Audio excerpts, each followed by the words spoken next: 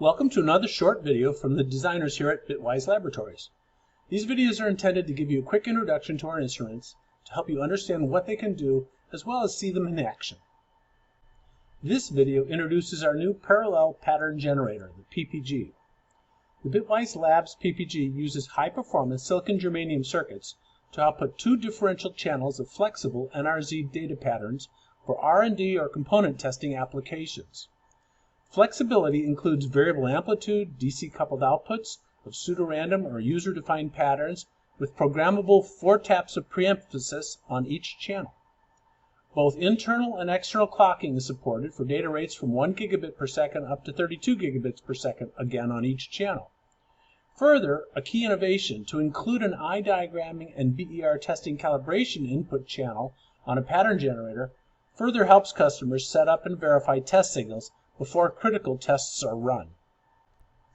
Let's start a tour of the pattern generator by taking a look at the block diagram. In the block diagram, we might start over here with our pattern generator.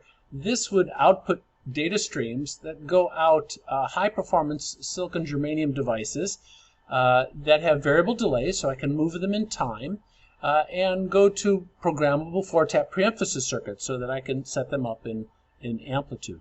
These DC offsets are floated so I can move up and down, providing variable output amplitudes and offsets for both channels. These are both differential signals.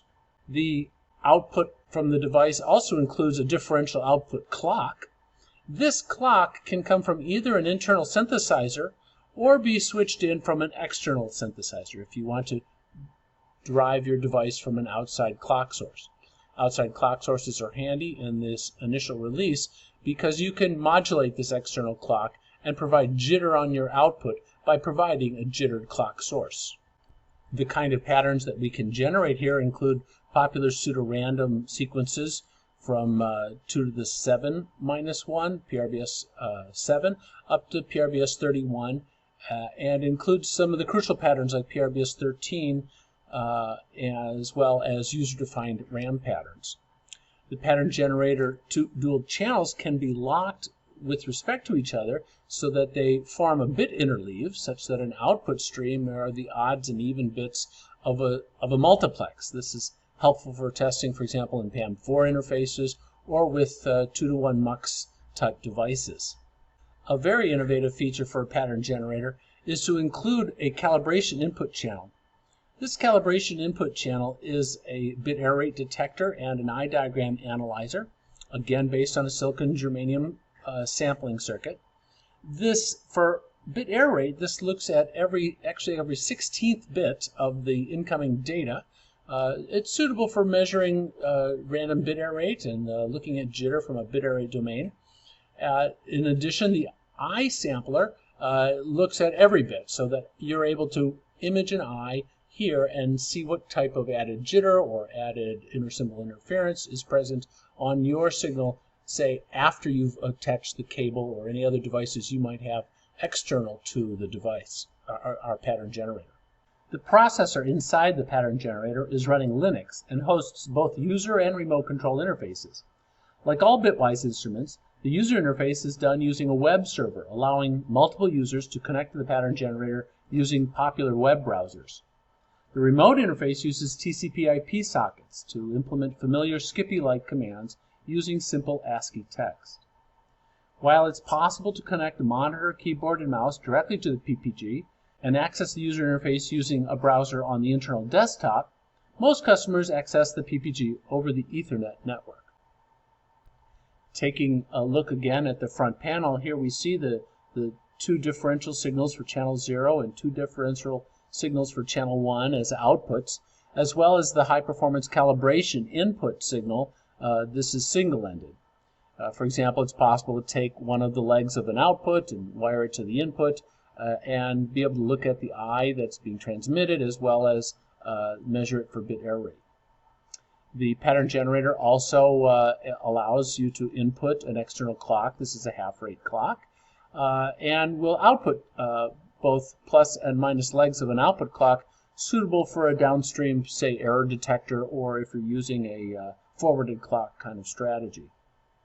We also include some general purpose triggers and auxiliary inputs. This is to help, for example, to switch pages when transmitting user-defined memories and or to trigger outside oscilloscopes.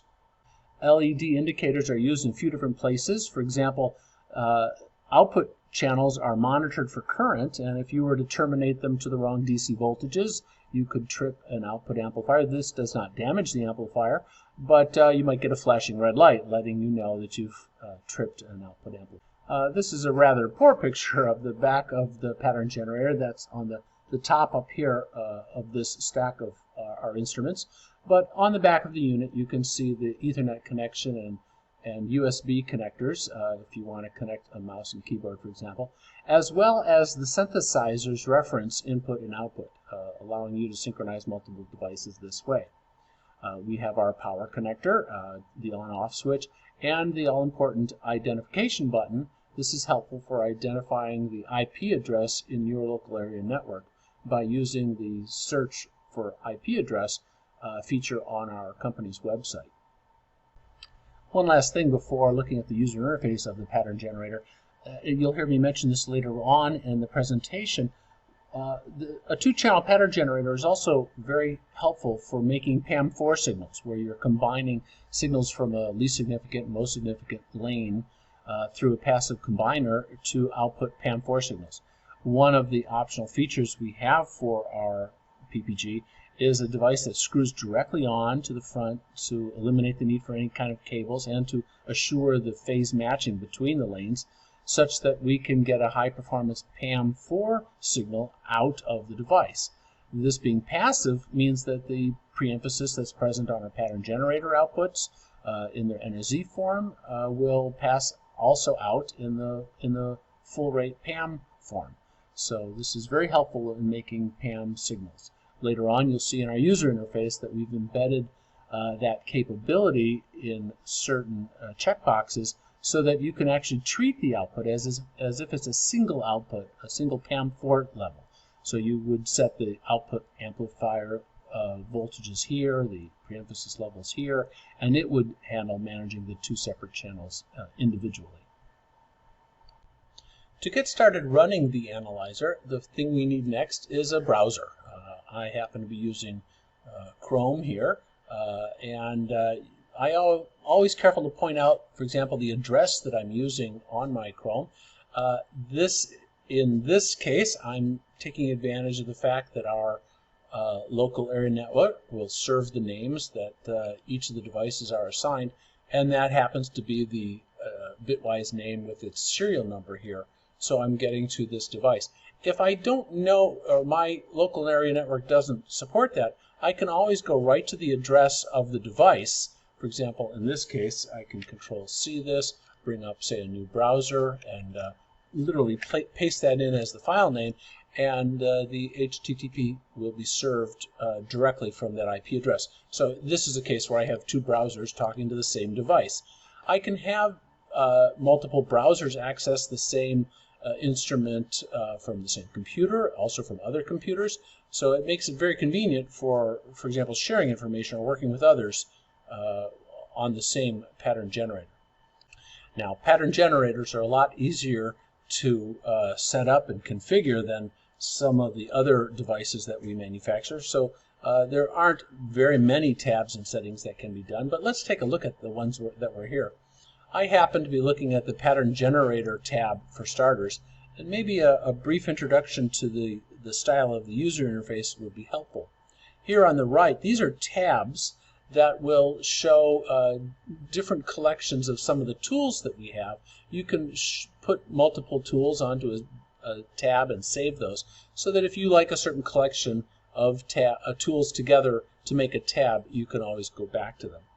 Down below here on the horizontal axis, we have some of the configuration settings, sort of the hardware settings on the machine. So for example, I can set up the data rate here. If I click this, it'll give me a chance to set up the speed and the amplitude of my output clocks and whether or not that clock output is being driven. I can set up my link mode if I want to think of these things as two separate channels or just work with one of the channels, or if I want to interleave the two channels such that odd and even bits of a multiplex might be coming from the two separate transmitter channels here. Here, for example, under my channels, I can look at and set up individual channels in great detail. That particular view is also the view that we see right here in my pattern generator view. So I have an easy way to set up these controls. For example, at this moment, I've turned on the machine. I've set up a data rate, maybe 25 gigabits per second. I might press all on. That will turn on the output amplifiers. I can set different data rates by changing my frequency here. I can set different pseudo-random patterns if I want to transmit a different pattern out a signal. My signal levels, output levels, here I'm looking at them individually for channel 0 and channel 1. But I wanted to draw attention to this use combiner feature. If you do have the external combiner for PAM4 use screwed on, I can check this box, and then I have a single output here, and that single output allows me to set an amplitude here, in which case the two sub-amplitudes, if you will, of what the two signals need to be set to is controlled by the software of the pattern generator.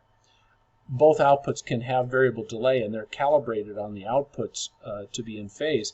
But if for various reasons you might want to change that alignment, you can come in here and change an alignment. That'll have a different phase delay in both lanes. So that, for example, in PAM4, you might be moving the middle eye compared to the outer eyes.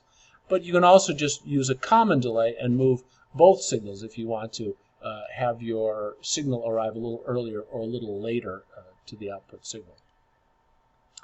The pre-emphasis taps, we have a fixed tap at 1 here at this location, and then you have the chance to set the cursor +1, cursor +2, and cursor -1, a precursor tap amplitude for your output.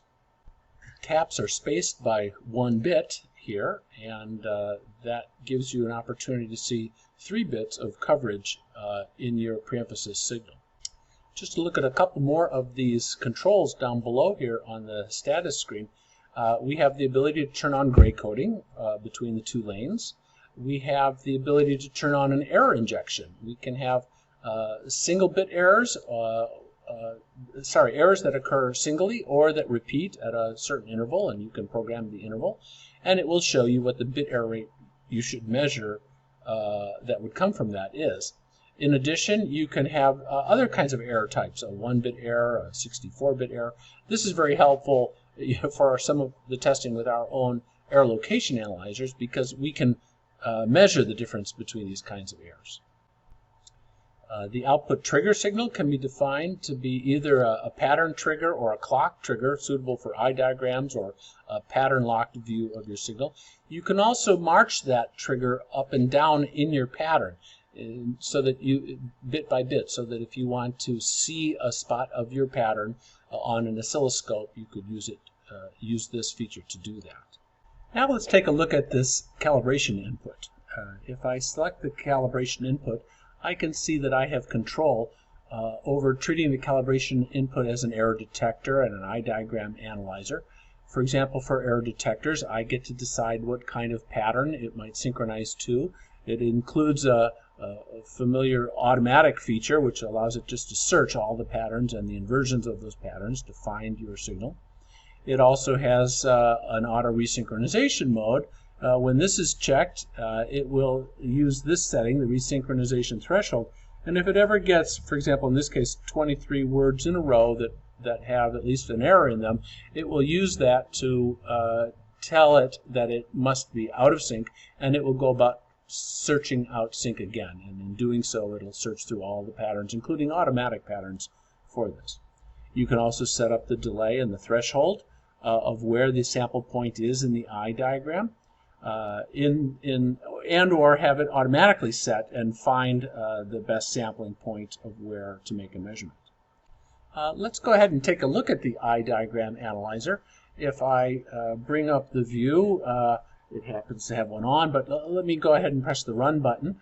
The run will show me about how often I'm getting screen updates here, for example. And this icon in the middle is showing me my sample point. That's the sample point that we had just auto sought. If I move this sample point around, for example, if I go into the bad area, you'll see that I lose synchronization. If I move it back into a good area, I'll get sync. And again, like all our graphs, we have cursors, so I can come over here, for example, let me move my sync point to the next eye, and I can make measurements right on this graph to get a sense for how much jitter I'm transmitting on this signal. Again, at the present time, I happen to be using a NRZ stream from one of our decombiners to make a simple measurement. In looking at my bit error rate detector, I can see a view where I will synchronize to the pattern and count bit errors. For example, if I press the run button here, I'll see bits counting and no errors going on. This particular lane happens to be clean at the moment because I'm nicely in the middle of my eye. If I go back to my eye diagram, for example, maybe I move my threshold here to an edge of my signal and go back to my bit error rate detector and press run again. Now I start to see bit errors coming, and that will measure a known error rate. It's important to note that our bit error detector is a 1/16th bit error rate sampler, so every 16 bits is being studied and synchronized to. That's important. It can be fooled in certain test patterns, but the use in random patterns for looking at noise on all the bits works out very well, and it gives us a good comfort level in being able to inspect our own output signals before using them in a test. The strip chart will graphically show our data measuring bit error rate. For example, if I stop this, I can pan and zoom this data. I also have, like we have in all our graphs, for example, the ability to download data and look at my strip chart in detail in comma-separated vector format so that I can export this and use it in other tools. We know waveforms are always important on output drivers or pattern generators. I thought I would just show you a few of the waveforms here. These were captured on a DCA using an enhanced time base and using a 20 gigahertz head. You can freeze your frame and look at them in more detail if you want, but this was at 10 gigabits per second. Here's at 16, 25, and 28, and 32. On all of these waveforms, for example, I'm showing the pattern at PRBS 7 and PRBS 31, as well as just an example of pre-emphasized output. This happens to be a single tap turned on with a negative 0.25 tap setting. I must also say that these pictures were taken on one of our early units. We are working right now to respin and improve some of these outputs. So if the waveform shape is really important to you, please get in touch with us and let me send you another set of these diagrams from the current instruments. In addition, I expect the new drawings to be taken on a higher bandwidth sampling head. Notice this is an important point. As the roll-off occurs on these signals, these edges are so fast that we start picking up ISI from the roll-off of the sampling head itself. So future images taken on higher bandwidth samplers should also yield better data-dependent jitter numbers as well. Thanks for watching this video on our new pattern generator.